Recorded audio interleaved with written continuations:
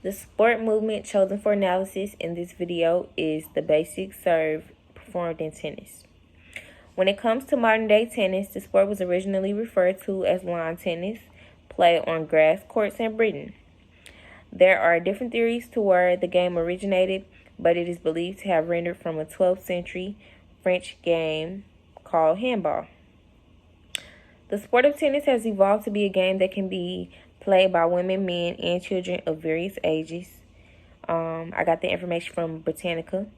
The specific extremity in this movement is the dominant arm that is holding the tennis racket as it makes contact with the ball. If you are right-handed, you will most likely use your non-dominant hand to throw the ball for obvious reasons, because with your right hand holding the racket, you will have more control when you hit that ball. And I think this is the key to a good serve. There are different phases that you go through when performing this movement, and those stages include preparation, acceleration, and follow-through. And I got that from an article by Kovacs and Ellenbecker. The movement begins when you turn your body into a sideways coil position to give momentum when hitting the ball. At this point, your leg can be in one of two positions. But for demonstration purposes, I'm going to describe this movement from a right-handed person's perspective, because my person that I had do this movement, she's right-handed. So, yeah. The left leg will be in front of the right leg with the left foot pointing towards the net. The right foot will be parallel facing the left sideline. So, I'm going to show you a video, but for reference, if this is my left foot and it's in front, my right foot will be like this, and I'm facing the sideline. So this is the front net, this is the sideline net. So this is how my foot would be. So after you get your foot in the right placement, you would then bend your body backwards slightly to allow for hip rotation. After this, you will use your arms to guide your hips and body while fully extending the dominant elbow as you hit the ball. The level of experience needed to perform this throw is a middle school or high school tennis player. Some people are even able to perform this serve before middle school, but the skill level chosen to perform this serve is a collegiate athlete.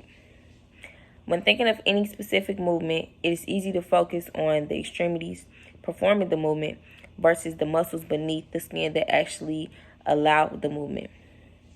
In this analysis, the tennis serve will be described generally and also in detail. There are several muscles that aid in the movement of a tennis serve, and they will all be explained along with their specific roles. The specificity of practice and training, along with a few practice cues that aid in training, are also discussed. And lastly, a summary of the movement being analyzed will be included along with the references. I am now going to give a general description of the movement of the body while performing the tennis serve. The tennis serve is a basic movement that is used by tennis players all around the world, but there are different variations of it. The four types of tennis serves are the flat serve, the kick serve, the slice serve, and the underhand serve. And I got that information from Masterclass. These serves could be executed by a middle school male or female on a tennis team, but as the athlete grows in the sport, they may prefer one technique over the other. When you are starting a tennis serve, your body should be in a sideways coil position to give momentum when you eventually release the ball and you hit it, to give you that swinging motion.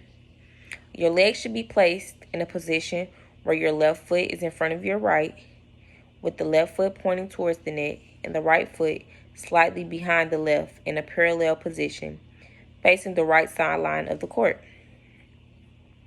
The leading foot heel should be slightly aligned with the other foot, but you don't want it to be like directly next to it. You want it to be slightly aligned. The next position starts by slightly bending your knees along with bending your back to allow for that hip rotation. You then will bend your body backward slightly to allow for more hip rotation. After this, your dominant hand should be gripping the racket with the continental grip. When coiling the body, the chin should be over the shoulder so that the core can be in a correct position. And this allows that hip rotation. And this will be the end of the preparation stage for the tennis serve.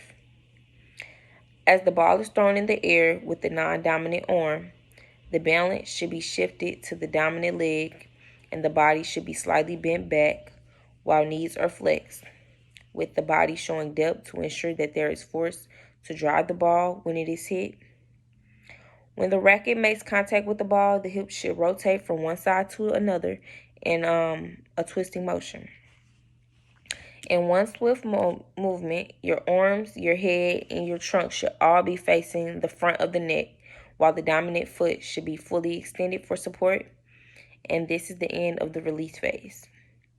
After the serve is complete, there are muscles that eccentrically contract to control and slow down the body, and this is the follow-through/finish phase.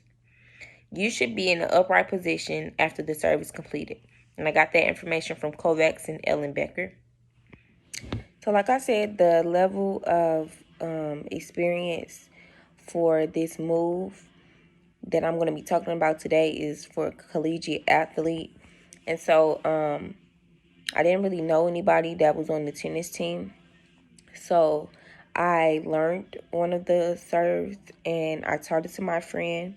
And I'm just going to show you a video of how it was executed.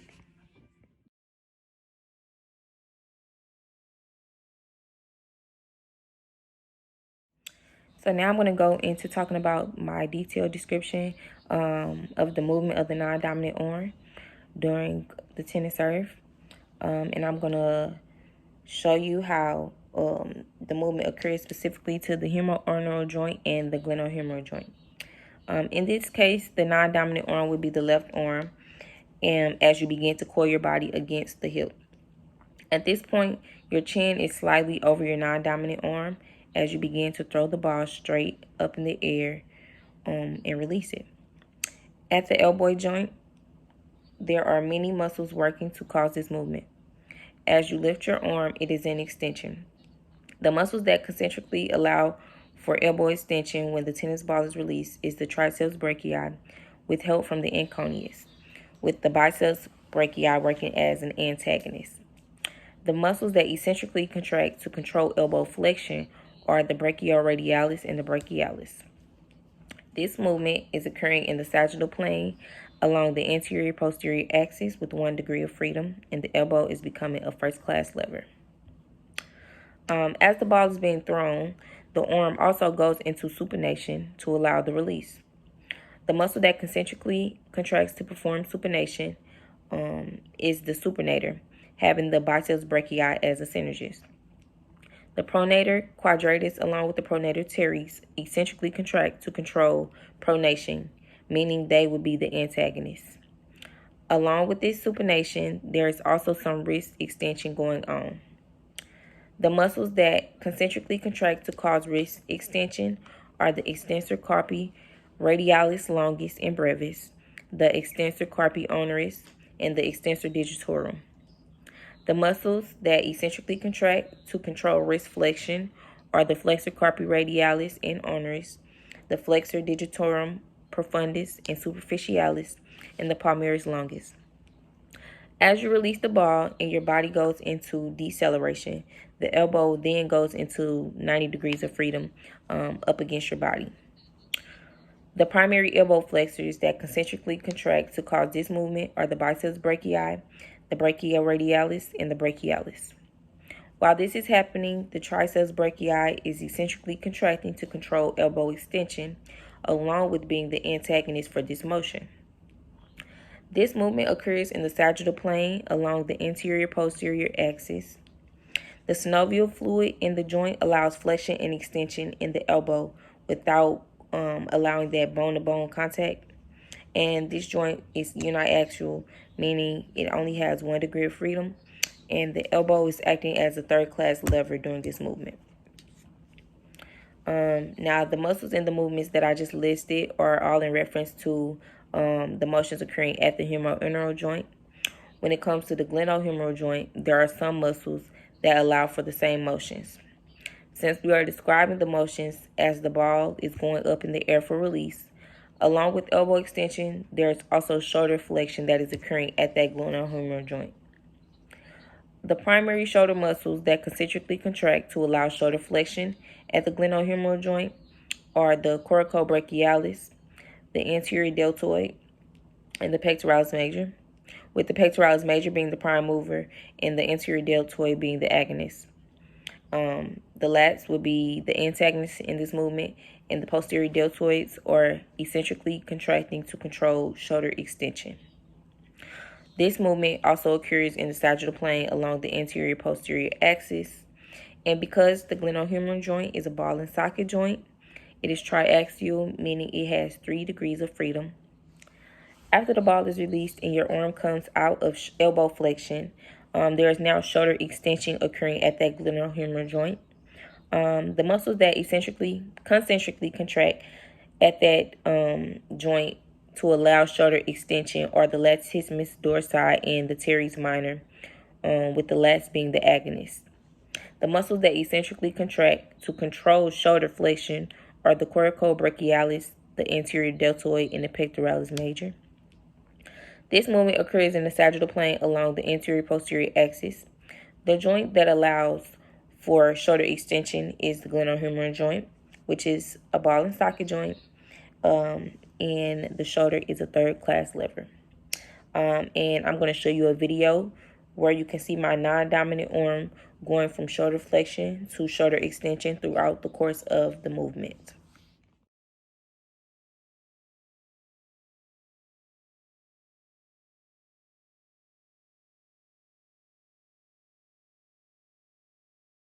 Okay, so now I'm going to go into talking about the specificity of practice and training. To perform the basic tennis serve, the athlete should be in middle school or high school on the tennis team, and they should follow these practice cues. So, starting my discussion of the performance cues, when beginning the tennis serve, your dominant leg should be parallel to your other leg, but you don't want them to be directly across from each other. It should be kind of like at an angle. They are more in like a heel to toe position facing the sideline of the court, while your core is facing the front of the court. As you begin to throw the ball with your non-dominant arm, the body should be cocked back with your knees bent in a way to gain momentum during the serve. After the ball is released, your hips rotate from the side to the front of the court. In the end of the movement, your body should be in upright position.